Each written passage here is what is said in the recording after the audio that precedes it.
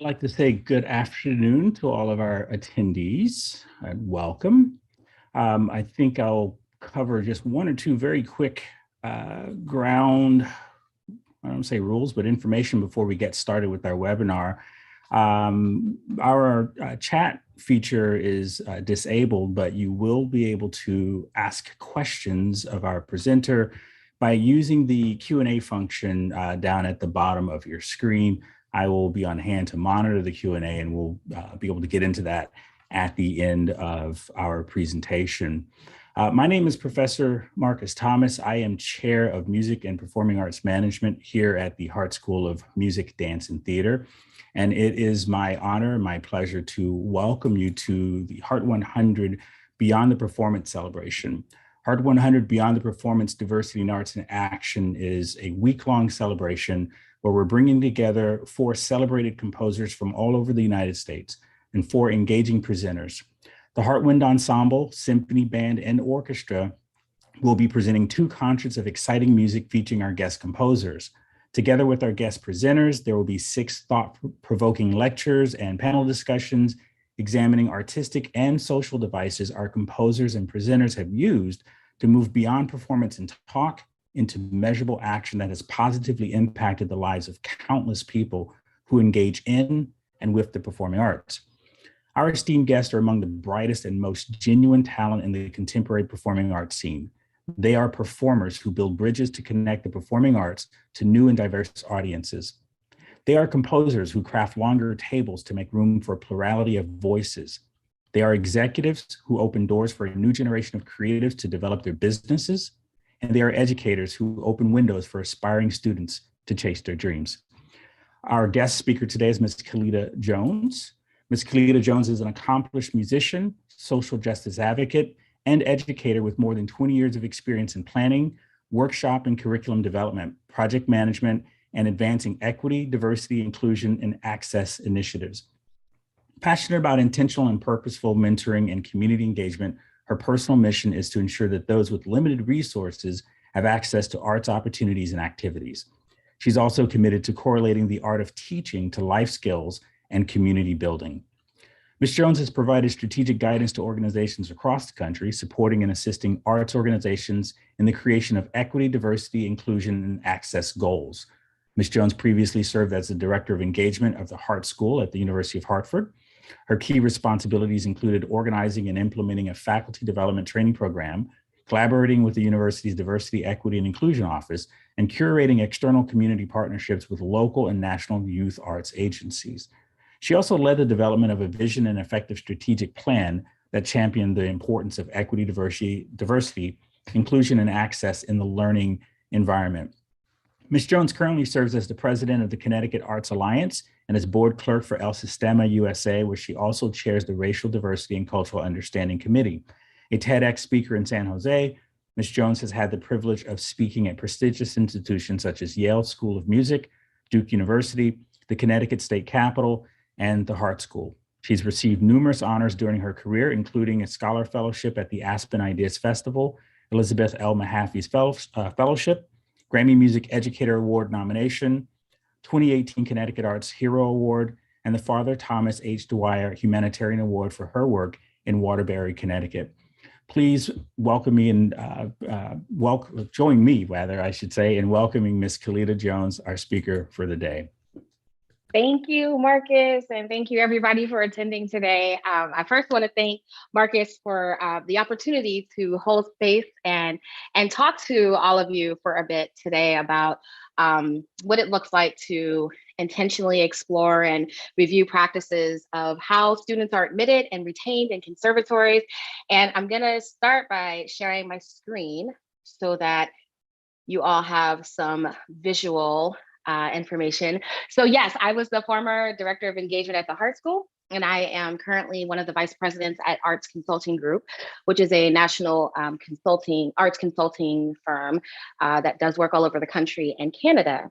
And I started there last June. So I finished up my time at Hart and transitioned over and have been working with even more arts organizations, theaters, museums, dance, and other cultural institutions to challenge the the blueprint of what they're already doing, and encourage them to look at other ways to consider how diversity, equity, inclusion, and access shows up in their respective communities.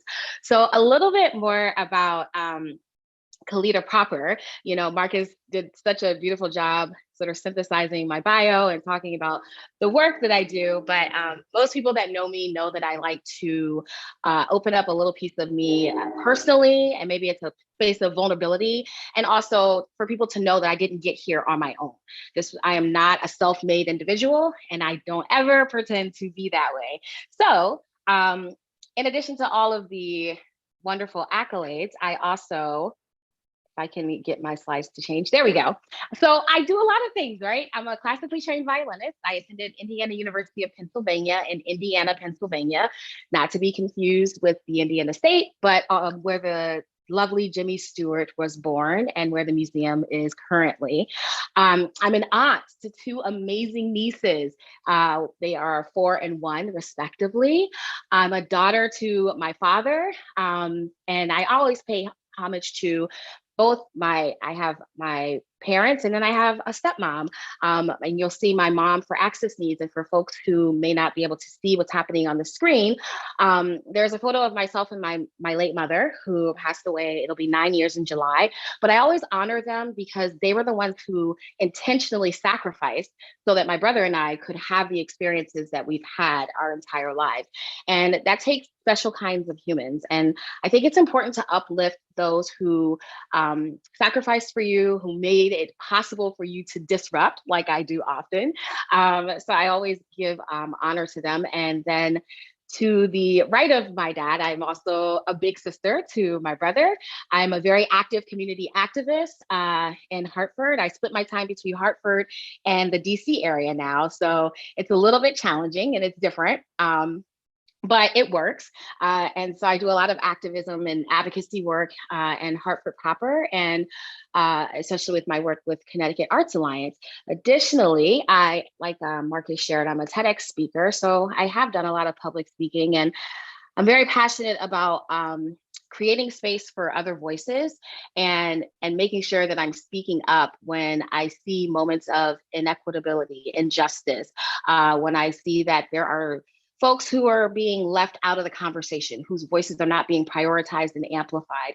And I think that's really important in every type of work that we do as artists. And I think we have a beautiful opportunity right now in this moment as artists to really make space for more voices. And perhaps we may need to disrupt and ask people to excuse themselves from the table so that there can be room for other diversity of thoughts and processes and systems that will indeed intentionally create equitable practices and policies and programming and styles of existing in organizations.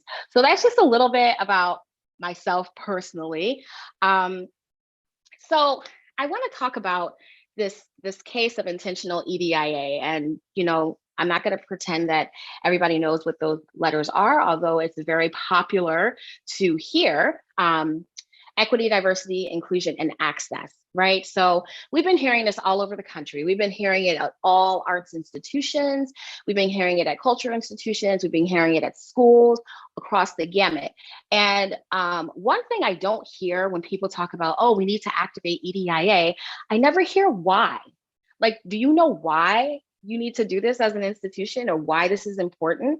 And has the institution collectively had shared dialogue that not only includes the tenured faculty, but also includes adjunct and staff and alumni and current student voices? Are there spaces created intentionally? Are there focus groups? Are there forums? Are we checking the pulse and the temperature? Because all of that is absolutely related to how students are admitted to the institutions, to conservatories. It's related to the application process. It's related to once they're on campus and they're auditioning, or they're meeting professors, or maybe they're having a one-on-one lesson. All of that is informed by whether or not there is shared dialogue happening internally in the institution. And if there's not shared dialogue happening, then that means the action is probably minimal. Or if there is action, there's usually one person leading it. And frankly, in 2022, I'm going to call it out gently, but that has to stop.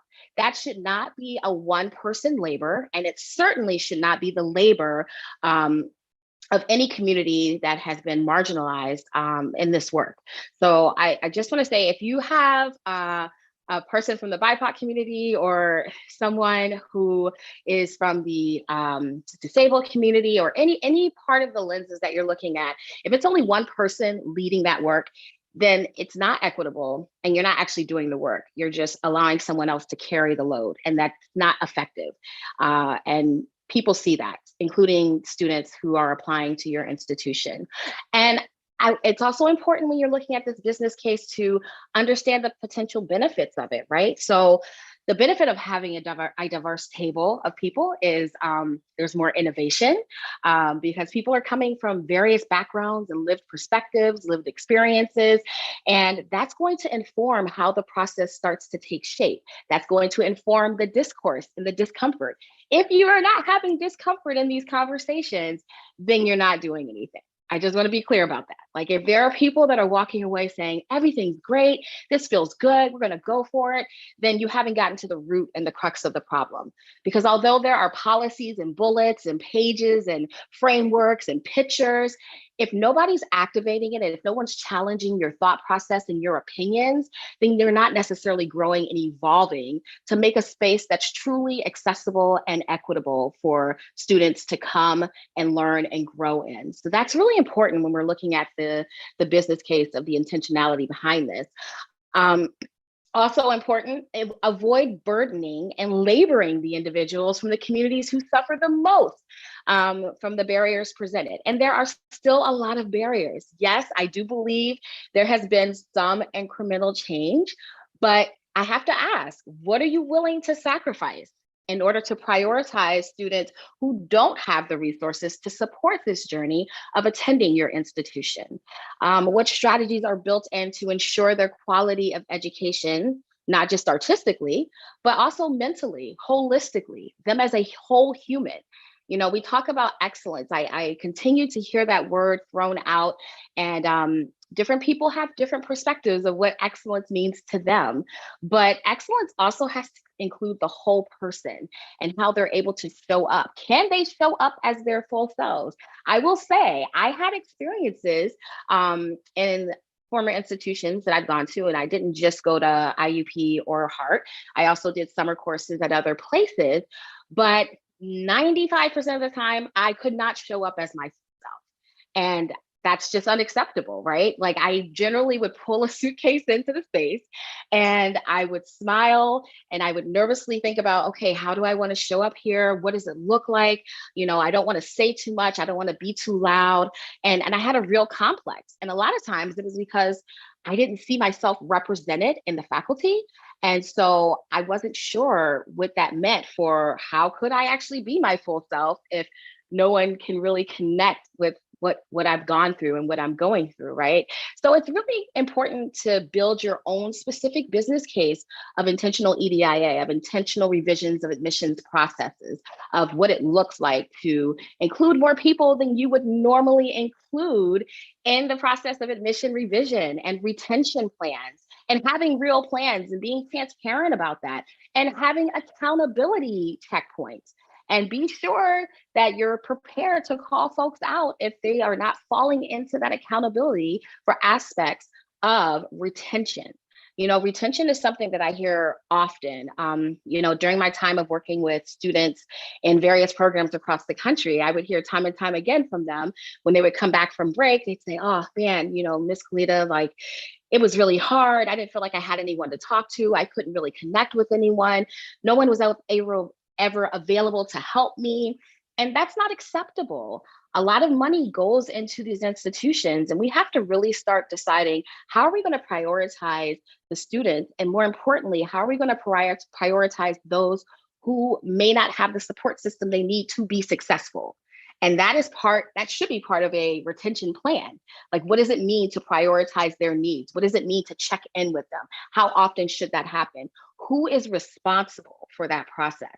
It's great to have things on websites. It's great to have statements. I've seen a lot of that too. You know, when George Floyd was killed, when Ahmaud Arbery was killed, when we had the Asian Pacific Islander situation in Atlanta. All of these things happened, and I kept seeing all of these, well-written statements, and oh, we mourn and we feel for you. Okay, but how is your organization supporting or oppressing the communities that you say you support and you care deeply about?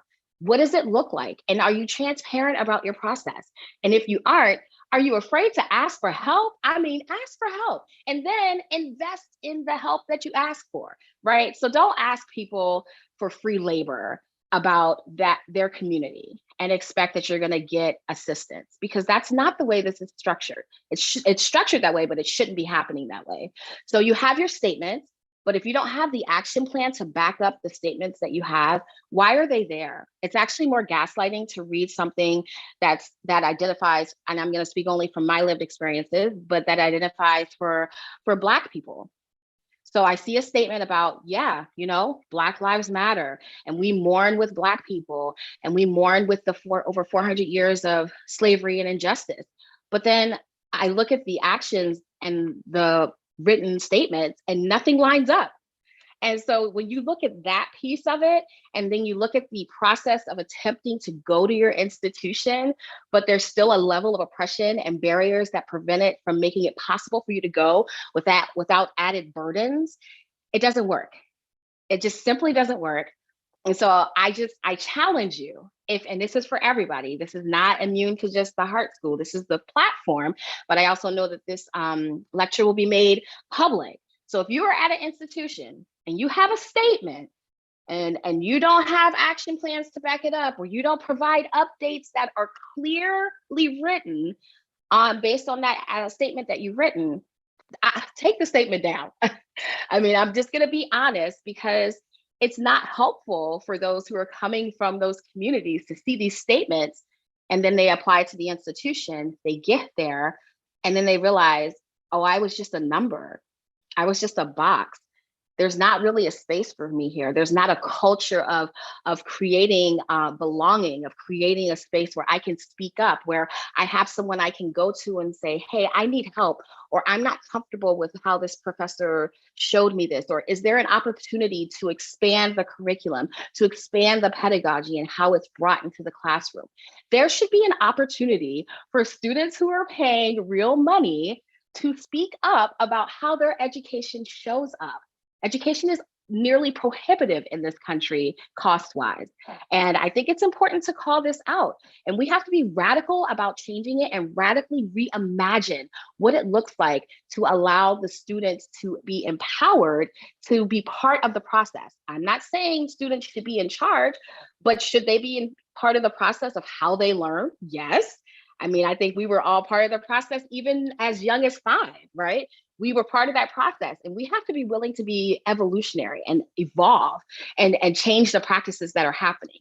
To do otherwise doesn't really address any of the equity, diversity, inclusion, or access, and none of it's intentional. It's performative. So I'm calling it out because I see it across the country, and it's fixable. That's the thing. There are amazing, incredibly brilliant creatives who are out here all over the world just waiting for someone to say, please help us. We want to be better. We want to take better care of our students. We want to create a space where they feel like they belong, like where they feel like they have a voice, and there's a place where their voice is prioritized. And then on top of that student prioritization, there needs to be faculty representation. And I'm going to talk a little bit further about that further down in my conversation today. So when we're talking about inclusion, and this is something that I've been exploring for a really long time, because you hear people say, oh, it needs to be inclusive, or we have to be better at inclusivity. And I'm like, well, what does that mean? Like, what does inclusion mean? Just send an invitation to everyone? That's not intentional inclusion. That's just, well, I told everybody about it, but no one showed up. Well, I think that there are some support mechanisms that need to be built around inclusion, right? And I want to be very clear about this, because this is also something that I've been hearing maybe like the last I would say like the last 12 or so months, in different spaces that I've existed in. Inclusion is not just about Black and Brown and BIPOC community folks, okay? So when I, as a Black woman, talk about inclusion, I'm not just talking about my folks, I'm not just talking about the BIPOC community proper, I'm also talking about the disabled community. I'm talking about ageism and how that shows up. I'm talking ableism and how that shows up. I'm speaking up for all of the communities. And sometimes because things aren't reported a lot about other isms in the world, right? Your emotions get tied up. You get frenzied when you see injustices play out on the media. And now, because of social media, because of the way it's utilized, you see everything now. You see people getting into fights, you see people arguing. And a lot of times tends to be folks of color. But that doesn't mean that that's the only place where we can do some deep work in inclusion, right? And it's important to realize that and to say it out loud and to sit with that. Sit with the fact that yes, inclusion is important and intentionality behind it is important, but don't allow your emotions to dictate this process. Normalize the fact that intentional inclusion should be a part of your process from beginning to end at every level of your institution. So if it's not a part of it, then it's not really intentional. It's just it's casual inclusion. I like to call it casual. Oh, it's like, oh, you're doing a casual inclusion invitation. No, thanks, I'm okay. You know. And so when I was researching and thinking about inclusion, I came across this really great slide that I think intersects with the word inclusion and inclusive education, 7 pillars of support, right? So positive attitudes, positive policy and leadership, school and classroom processes, all of that should have some open space for people to dialogue and share their feedback. I'm not saying that their feedback has to be activated, but at least be open to receiving it. Like that feedback loop is critical to begin intentionally including folks in dialogue and in processes of how systems work. The community internally and externally, meaningful reflection, training and resources. This is all so important. The community internally, I think about staff, I think about faculty, not just tenured faculty, adjunct faculty as well. Faculty that may not have received the tenure track role, but they are doing an adjunct or they're part-time. Their voices need to be part of this process. The community of current students who are there, the community of students who have gone on to do other things. Make a feedback loop so that you can check your biases. We make a lot of assumptions that everything is okay without checking to see, well, is everything okay? Maybe we need to have a few forums. Maybe we need to have some focus groups and then prioritize what's important to you, what's important to your institution right now. And I have to say, you know, if there's a poster, a sticker, a tagline in your email, and you're not doing consistent action to back up what's there, then it actually dilutes what I'm reading. So I read your signature and I see whatever you've chosen to include in your signature, but I can't find consistent action or transparent consistent action on your website, then it's a problem. It doesn't make sense to me. It's not valid actually. And that doesn't feel great, right? But it's okay because you can fix it if you choose to. Now, if you sit back and you're complacent or you're complicit with it and you don't call it up and you don't bring it up to those who can greenlight decisions, then you're part of the problem and you're not part of the solution. So I encourage people to consider the 7 pillars and do some research on how you might be able to create some intersectionality between inclusion and these inclusive education pillars of support so that we can actually support not just our students, but also our staff and faculty. All of those parties work together to make a successful, diverse institution. And we have a really unique opportunity to do that now, especially because of how we've had to exist the last 2 years. We've had to pivot from being in person to being online. So there really is little excuse for why we can't start partnering with other institutions that are the same size or maybe have the same budget and create some synergy around, well, how are you doing your programming and how is that working for you? Or creating partnerships with faculty and staff about processes that's working for that institution. Is it extra time? Yes. Is it sacrifice? Yes. But if you're not sacrificing, are you really expecting a reward? Do you really think that people are going to flock in just because? I think we have to debunk that idea that, oh, well, this is the institution to go to. Well, why? I don't see anyone that represents me in the faculty and the staff and the administration. I don't see any opportunities for me to be in an affinity group and a focus group. And if there are opportunities, how do I find them? How quickly can I find it on your website? How many clicks will it take for me to sign up for a focus group, for me to sign up for a community gathering, for me to volunteer myself to be part of one or to help start an initiative? All of those steps have to be clear. The communication and the messaging has to be clear. It has to be accessible. We have to be sure that we are addressing if there are students who are English as a second language, and how do we make things accessible for them? Do we have ASL interpretation? All of this is important. And if you do, great. Does everyone know that? Is it transparently available on your website? Can everybody find it? Do they have to go to the search bar? What do they type in? These are all things that have to do with inclusion and access and how it shows up.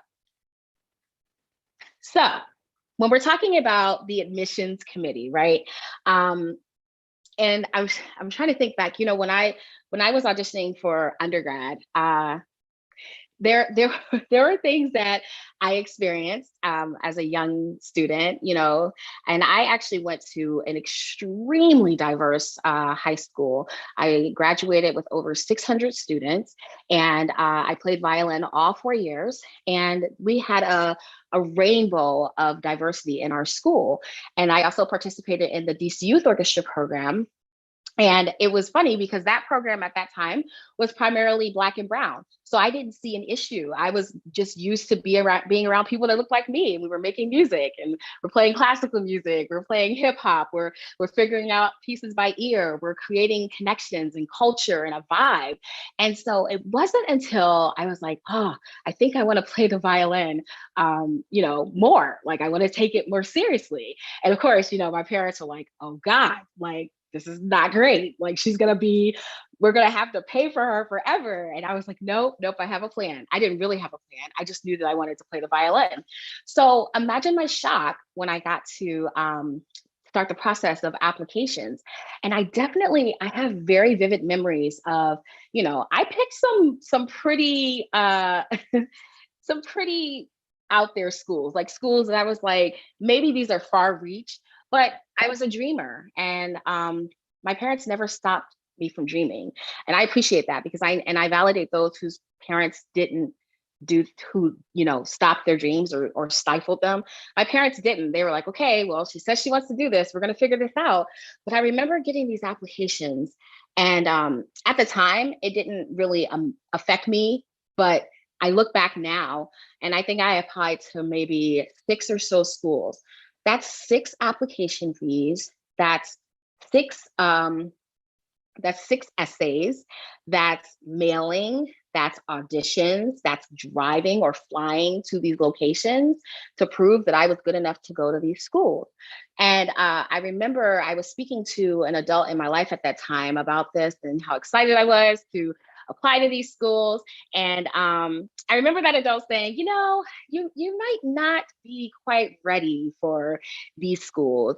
And they made a recommendation for a different school. And of course I didn't listen to them, because who would? Like, you don't let anyone downplay your dreams or throw cold water on it. You turn up the heat and you go for it. And were those schools out of my reach? Sure. But you know what? Some of those schools I've had the opportunity to speak at. So maybe they don't come in this moment, but there will be an opportunity. So I say all that to say, I got to IUP for my audition. And I remember getting to campus and thinking, am I at the right place?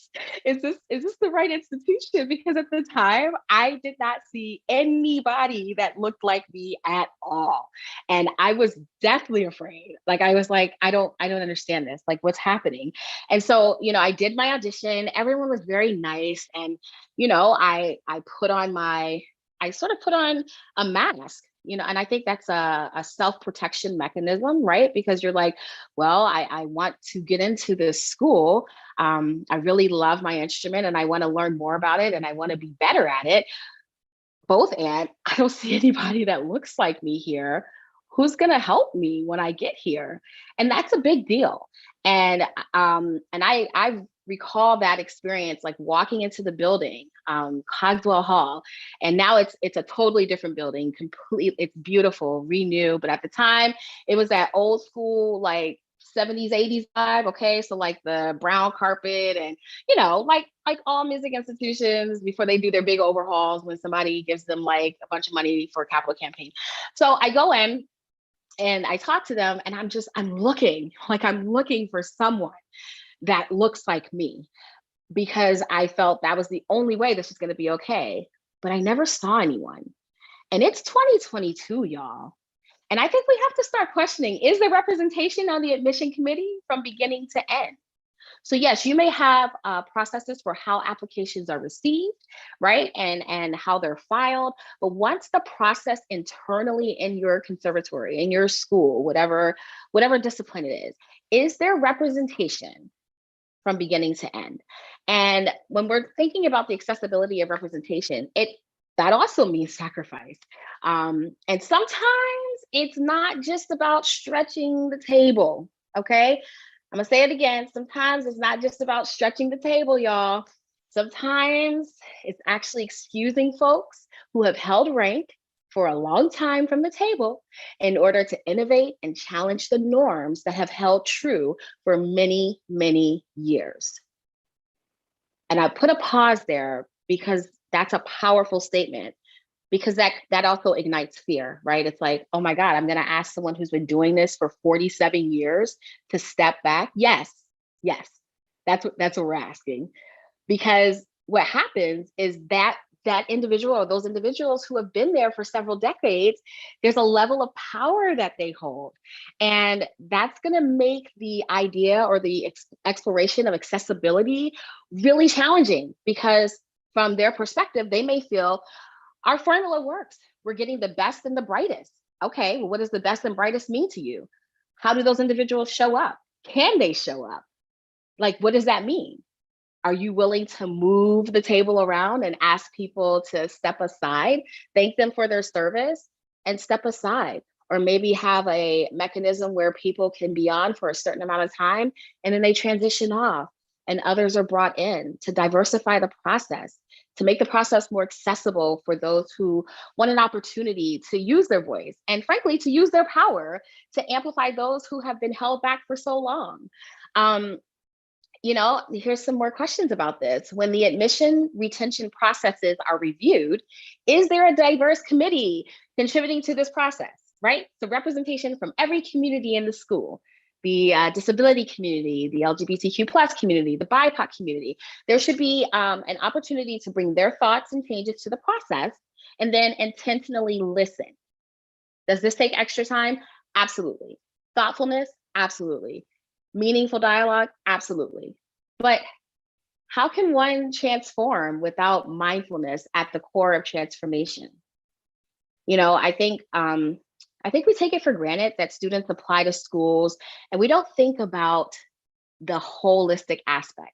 Like, what is the impact for the kids that apply to 6 schools or 12 schools and they're waiting anxiously? And there are a lot of students who tie their confidence, their self-esteem, who they are as individuals, as artists, to whether or not they are going to be able to be a part of that student body.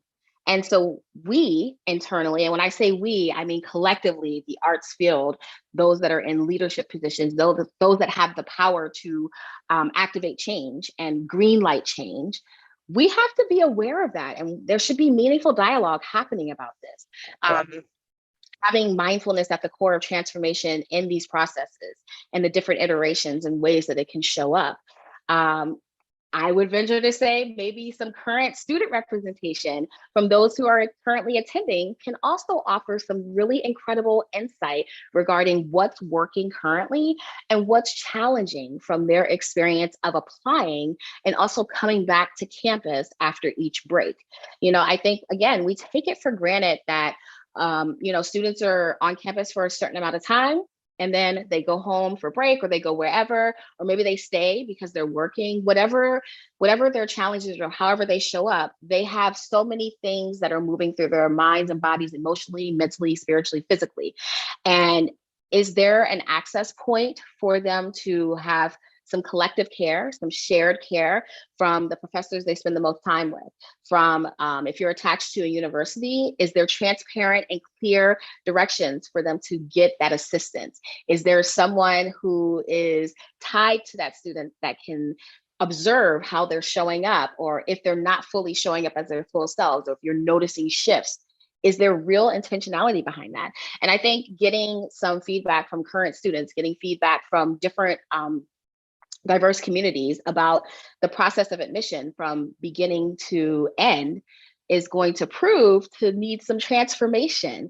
When you think about the amount of time students are waiting after auditions, or waiting to see if their essays, or however your process is set up, is there a feedback loop that's happening consistently during that process? Again, that's sacrifice, that's some financial investment. But if we are to truly make the space accessible, these are the kinds of conversations that have to be happening in the field consistently. And to not do so is to keep the status quo, right? Nothing's going to change. Everything's going to remain the same. And folks will continue to get left out. So I think it's really important to look at transformation as something that has mindfulness at the core of the process. When you're looking at how to create more accessibility in your admissions process and the committee. So these are some of my equitable and intentional practices recommendations. So just a few thoughts. So understand where faculty and staff are collectively with cultural competency through the Intercultural Development Inventory, or the IDI. So this is a tool, it's an assessment tool, and their theory is diversity plus intercultural competence equals inclusion. And the results of greater intercultural competence, and thus inclusion, has direct impact on a number of organizational outcomes. So I would encourage, especially leadership at schools, to really look into to taking this tool and to bringing someone in to help them assess where they are, and recommendations for how to grow through that process. And I can talk more offline with people who are interested in learning more about the IDI, but I actually think the IDI is important for organizations, period, across the board. Arts, culture, engineering, science, medicine.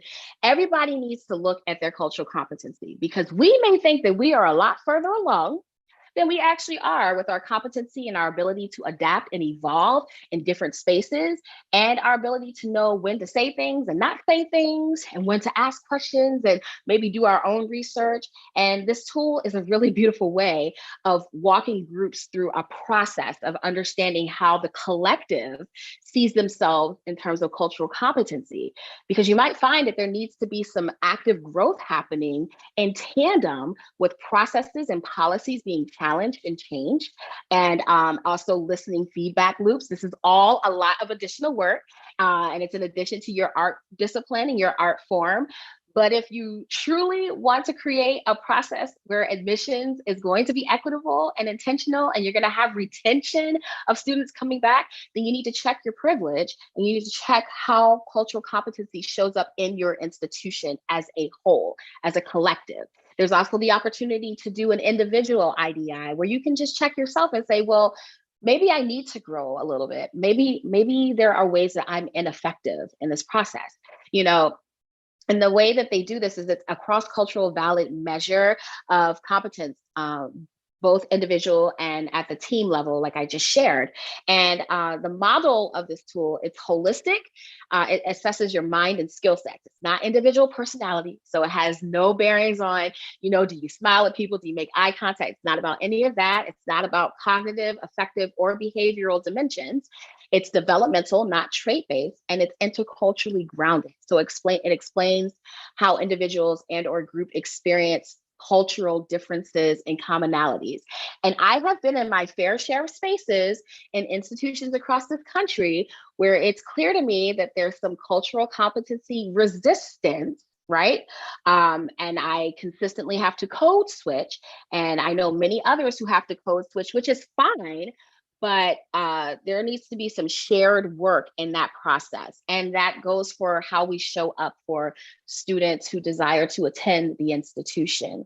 So like I said, if you have questions about it, or if you want to learn more about the IDI, Marcus can give you my information and how to learn more about that. Check your assumptions. I have some of the bullets here, but I also have some things off to the side in my notes. Check your assumptions regarding the accessibility of internet, of quality sound equipment, and computer equipment.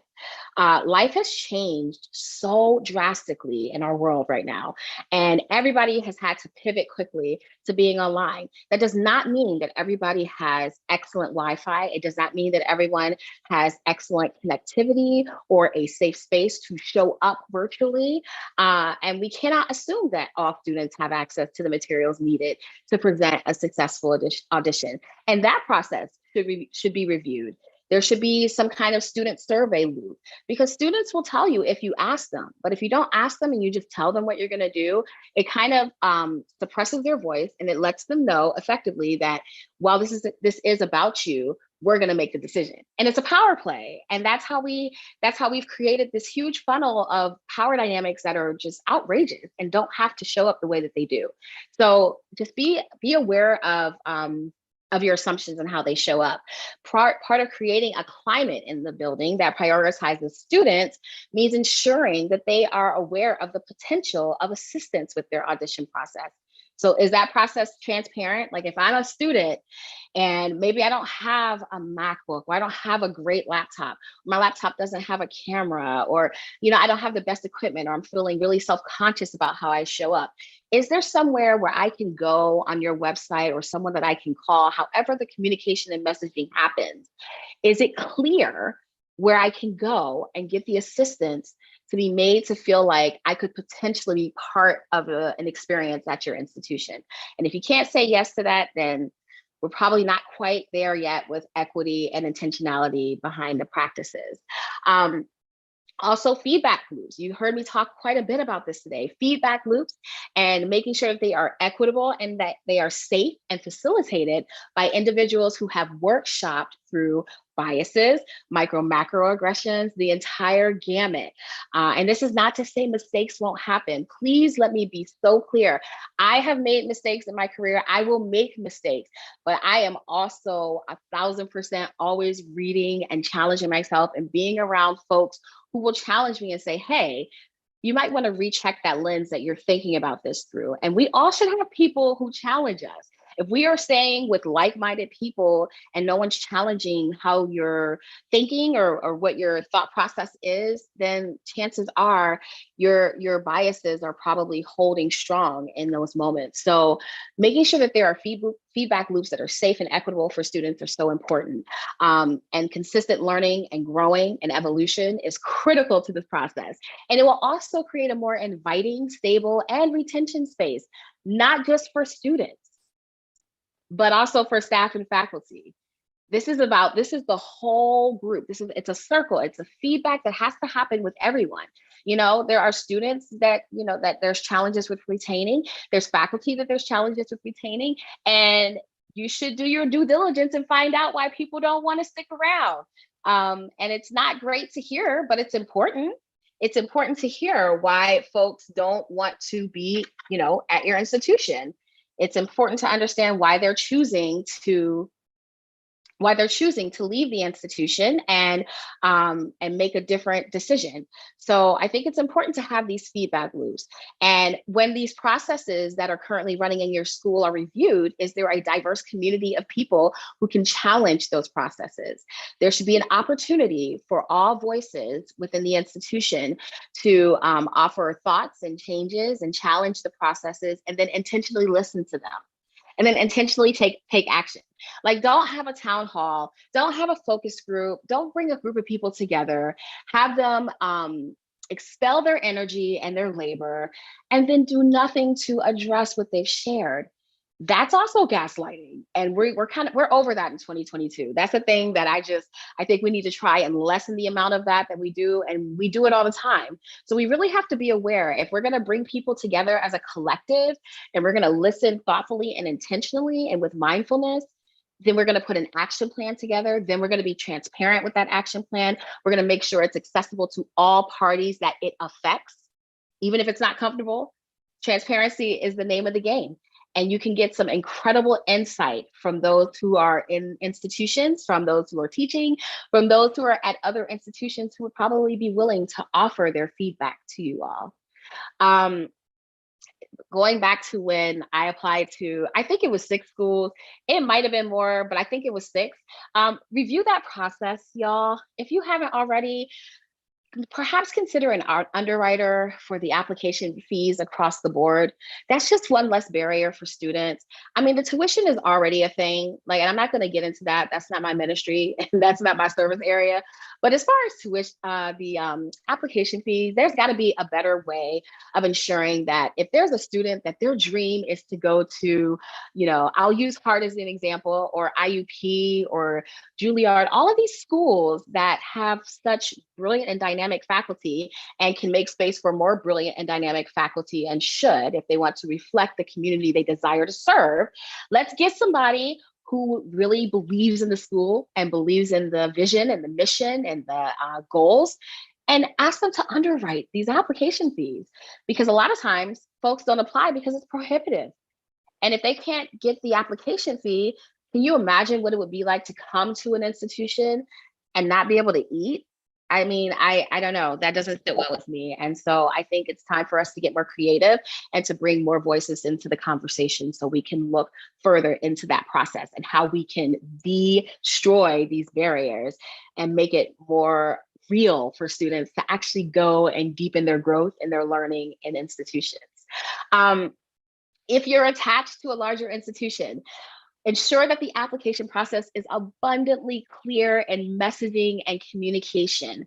And it's not to date myself, but I will date myself because it's fine. I'm 40, okay? So when I was in undergrad, I remember having to do a separate application for the School of Music and then the application for the big institution. But the communication between the two was like just running into walls at every juncture. Like I could never get to the right person. And it was very frustrating. And then I actually started to internalize that it was my fault. And there was no one to say, hey, we dropped the ball. So I think also looking at the process of if you're intersecting with an institution, what's that process? Is the feedback loop clear? Is the messaging clear? Is the transparency clear? And you're hearing certain words that I'm saying over and over again, because these are things that I have heard from students across the country. And also these are things that, it's easy to go on a website of a school and just see, well, how easy is it to apply? What do I have to do? And you can sort of figure that out and say, well, I wouldn't apply here. It's too frustrating. So make sure that you're checking your processes for being admitted into your institution.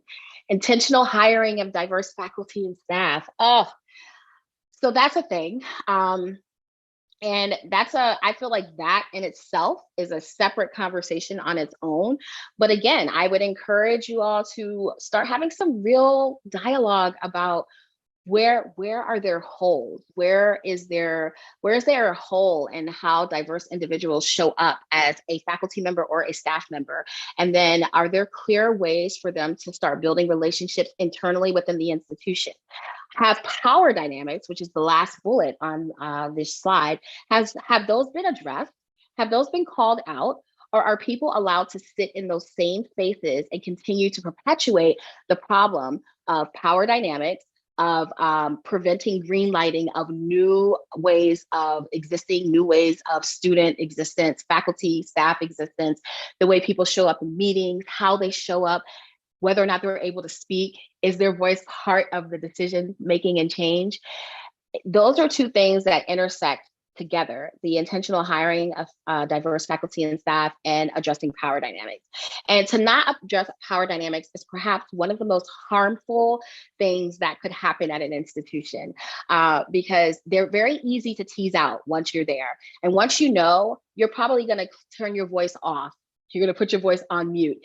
And that's a lost opportunity to really engage and find out from people, well, what could we be doing differently?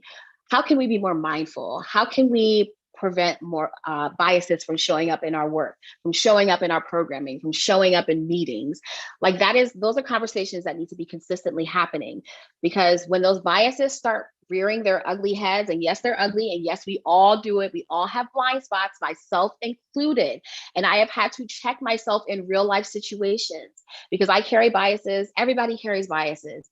And it doesn't mean that you need to call people out in a way that's, rude or aggressive, but it does mean you need to say, hey, can we just talk about this? Can you walk me through what you meant? Can I get some clarity, some perspective on how you were, talking with me or talking to a colleague? I just want to make sure that we're on the same page about how we effectively communicate and what the message is or was that you were trying to send. It's the intent versus the impact from my perspective.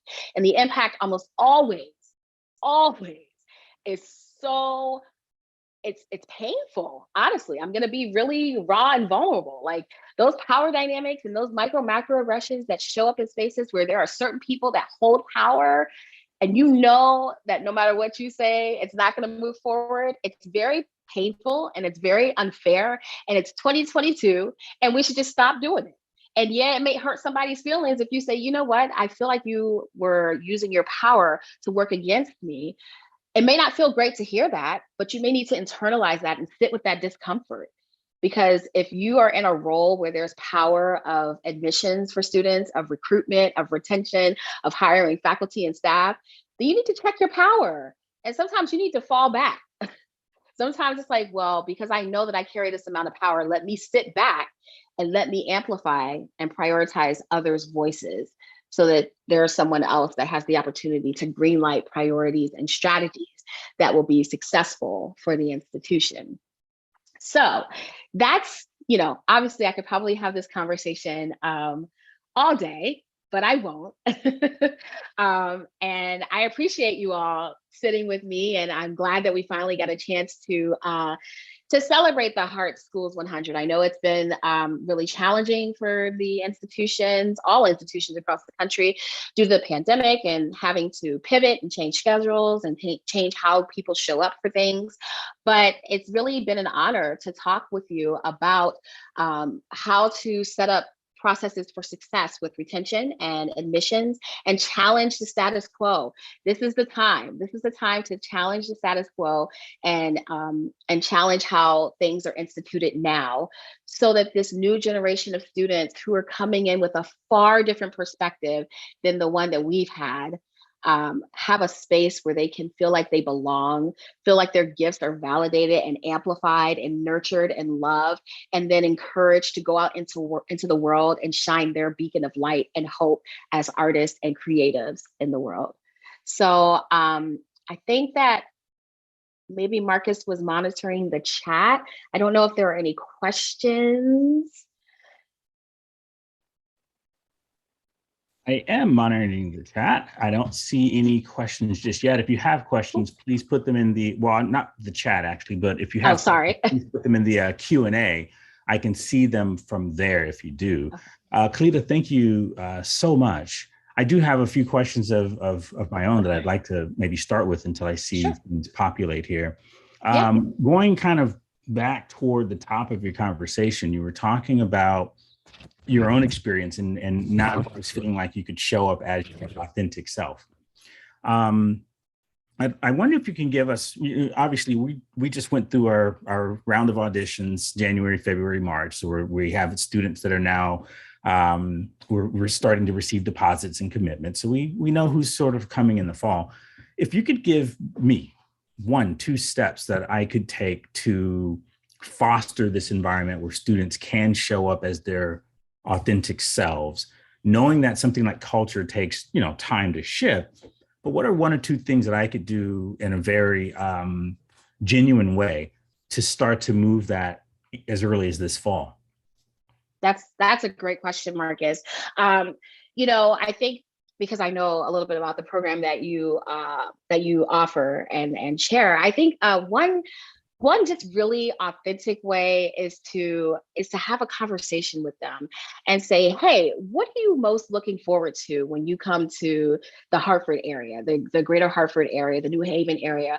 Are there people that I could connect you to? What's your vibe? What's your artistic energy?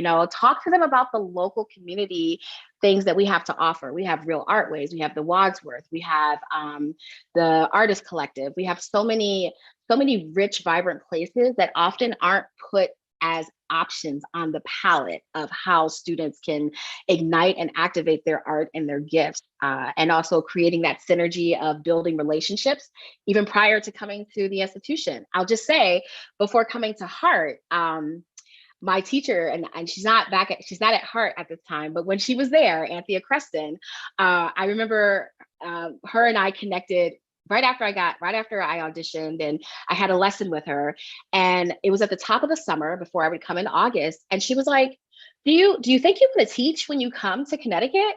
And I was like, I guess so. And I was so out of sorts because I'm from the Maryland area, so I didn't know what I was walking into Connecticut. But she connected me to the supervisor of music in Middletown. And so when I arrived in August, I already had a teaching job because she created that opportunity and that access point. So I think it's that real intentional dial in to the student, find out what else are they looking for. Yes, they're looking for their education, but what other relationships can be budding and building in that moment? Thank you. Thank you. I'm going to put that into practice directly. Although a lot of my students are typically looking to connect with labels and publishers and that sort of thing. I do see in the Q&A, and I apologize, I don't know if it's Lonnie or Lainey Bortfeld has a question on, would love to get more information on intercultural development inventory. Do you have resources that you could suggest? Yeah. So I think it's Lonnie Bortfield. So you can just email me at cjones@artconsulting.com. I'm actually a qualified administrator, so I walk people through the process with different organizations, both group and individual, depending on what the needs are for the organization. So I'm happy to provide more information on that. So you can just email me and let me know. But I did not want to do a shameless plug here on on the good Heart Tube, but I am a qualified administrator, so I can give the assessment and also walk people through the results. So thank you, Kalita. Now, and yeah. I'm going to put that into the chat, and I want to be sure I have it right. Jones at artsconsulting.com or just art? Arts Consulting. Artsconsulting.com. Okay. ARTS Consulting. Arts Consulting, and I should know that, but once you type it in, you don't look at the spelling anymore. Kind of like I don't know anyone's phone number anymore. Once it's saved, you just hit auto dial. Something that you mentioned about involving students in, as soon as they come to campus, involving them and asking them questions. This was in response to creating this environment where they can be themselves. You mentioned, for example, asking them the sorts of things that they would like to learn. And specific to the experience in a conservatory, and I was just mentioning this to someone the other day as well, and I say this with the utmost respect. When you think about higher ed, we have 7 colleges here, and just about every college here, you can graduate high school, come to the university, and then decide what you'd like to major in. When you think about conservatory arts, that tends to be the one school where if you have not been studying that instrument 7 or 8 years, if you have not been dancing for 9 or 10 years, you really have very little chance of ever getting into that school. So the admissions process starts middle school for something like it's conservatory arts, right? And when you think of involving the students in curriculum creation, the thing I think we have to recognize is that curriculum is set from K through 12, way back in music ed, where we start kind of ingraining students with this sort of curriculum. My program is obviously very different, being It's the sort of thing that you can typically approach from a contemporary perspective. How would we go about involving students in this sort of curriculum creation when it's this sort of systemic curriculum across public schools, K through 12, that goes a little bit beyond just what starts when you get to campus? No, you're absolutely right, Marcus, about that. It's completely systemic. When I think about the curriculum building or shared curriculum conversations, I think I'm considering syllabi, right? And maybe what is it that you're going to be spending your time on that semester with regards to that particular subject? So, for example, if it's a music management class, is there room? And so maybe there should be a caveat. If there's room for additional dialogue or additional projects to consider, I'm just looking for at least an opening where students can start having just some agency, and it may not need to be their first semester or freshman year, as much as I'm thinking of like the juniors and students that have gotten their feet wet. They kind of understand how the school is structured and how the expectations are structured. But maybe, they did a summer abroad or they did a summer program and they're like, man, I really want to dive deeper into this. I wonder if there's a way for my professor to incorporate it into the curriculum that's already existing. So I might not have been super clear about how I saw that showing up, but just the idea of having some shared dialogue about it. I think also from K to 12, we are taught, do what I say, not as I do. There's no room to just be yourself, and I didn't even know I was going to be a teacher until when I was 5. I mocked my kindergarten teacher because I got in trouble, and I copied her. I got up in front of the class and copied her and Mrs. Baltimore. I will never forget this because she called my dad, and that's not the person you want to get called when you're doing something you didn't know you weren't supposed to do. But that speaks to the fact that I was thirsty to like be part of the learning experience. And, if you translate that into young adulthood, right? And it's like, now I could have agency in my education. How does that show up? Like, where is there space for me to say to my professor, hey, could we incorporate Florence Price? Could we incorporate William Still? Can we incorporate Samuel Coleridge Taylor? Can we incorporate these new and up and coming artists who are different, but I really want to learn how to possibly infuse some of their art style into what I do? I see. Thank you for that. I'm looking at the Q&A. I don't see any other questions. I hope some of our attendees have a few other questions that they'd like to have answered. Sure. If not, I'm going to continue the conversation with a few more of my own. Okay. So for those of us that may be on the administrative side or have some sway in administration that are looking to learn more about this and to connect with professionals that can help with IDI or help with DEIJ, AB issues, you said there are lots of these talented professionals across the country just waiting to assist. How do we find them? What do you suggest in terms of connecting with individuals and or agencies to help with this sort of self-study assessment and pointers and how we go from here? So outside of myself, I'm happy to connect people with, there are several organizations that champion DEIJ and AB and EDIA of color. There's the Arts Administrators of Color Network, and they have a website, and there are spaces there where, membership are often consultants and folks that do this work on a daily basis. And it's all about creating connection and building relationship. And I'll just say that there might be some of these groups that may not want to engage with PWIs, which is their prerogative. But I think it's important to note that, there are some groups that intentionally want to do the work of structuring and building spaces for communities of color. But there are a plethora of folks that will be willing and may not have put their names out there, but I'm happy to amplify and send them your way. For sure. It'd be great if you could maybe send a few via email, then I can share it with participants or attendees that may reach out. Sure. Yeah, for sure. I'd like to pause just 1 second, see if we have any other questions coming in the Q&A. I don't see anything just yet. Okay. But I think I think perhaps we have all of our questions. Oh, wait, I spoke a little too soon, which is lovely, actually. So, Jill the Lyons, it was incredibly helpful to hear you give specific examples of statements that can disrupt respectfully, considering the fact that these disruptions are often public and that they can be complex or messy.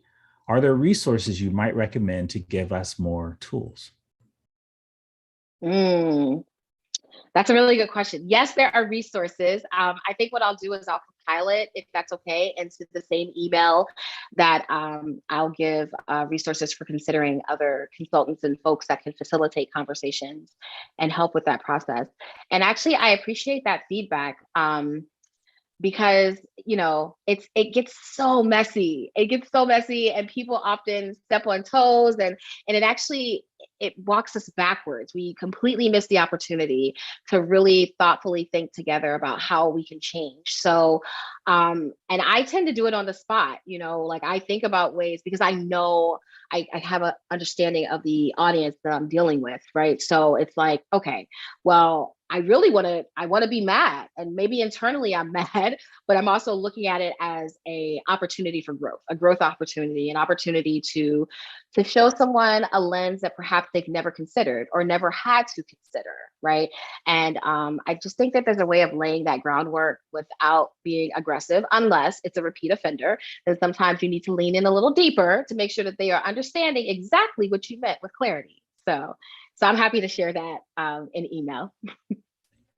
And actually, it occurs to me. I mean, we've been really fortunate to have a great roster of speakers this week that have all been in the position to share just resources, but also cultural equity plans for the city of New Haven, resources for here in Hartford greater area as well. So what I will do, if you send me what you may have, is compile a sort of PDF of the week of these sorts of resources in one place where people can access them easily. So that would be fantastic when you have the moment Yeah, to send that over. absolutely. Not seeing any other questions, perhaps we are at the end of what we have today. I really appreciate you taking the time to do this. It is a wonderful cap to the what I would call the executive/educator lectures that we've had this week. And I thank you so much for doing it. For those of you that are in attendance, but also those on the live stream, I just want to remind you this evening in Millard, we do have Ryan Speedo Green in concert. Tickets are available for that if you want to go out to the Heart Performance calendar. Tomorrow afternoon, 12:30 in Lincoln Center, we will have our composers, Kevin Day, Carlos Simon, Omar Thomas, and Miss Valerie Coleman will all be back to do another lecture on agency within the classical arts area. And the week culminates with wonderful concerts of their material. The Heart Wind Ensemble and Symphony Band will perform on Friday evening, followed by the Heart Orchestra on Saturday evening. I think both of those concerts start at 7:30. They are free. You do need to go to the website to register. So we have your name at the door, but they're otherwise free. And so I encourage everyone to come out to all of the remaining performances that will happen. And also all of these live streams are being archived on the HeartTube YouTube channel. So if you go to YouTube and search for Heart, HARTT tube, you'll find all of them there. If you didn't have a chance or if you missed something, they're all archived usually the next day. And so I thank you all for being here. I encourage you to seek out more information. And when I get the PDFs and everything together, I'll find some way to archive that, probably on the Heart 100 page on the website as a direct download. So if you're interested in finding some of these resources, email me directly or continue watching the Heart webpage to see the upload links. Any parting thoughts or comments, Ms. Jones? Maybe one or two. Just this takes time. It took hundreds of years to get to this place where we are now. So I hear and see the sense of urgency, but I encourage thoughtfulness and mindfulness in this process, because we don't want to re-traumatize or harm anyone in the process of change. I encourage so much shared grace and compassion in the process of change. Change is hard. It's not comfortable. And not everybody is always happy, but change can also create this evolution and transformation of how institutions show up for their students, faculty, and staff. So just think about grace in this process, in every iteration, at every juncture. That would be my parting words. Very sage words indeed. I appreciate it. Well, to everyone that's attending, I thank you again. Everyone that's on the live stream, we really thank you for tuning in today.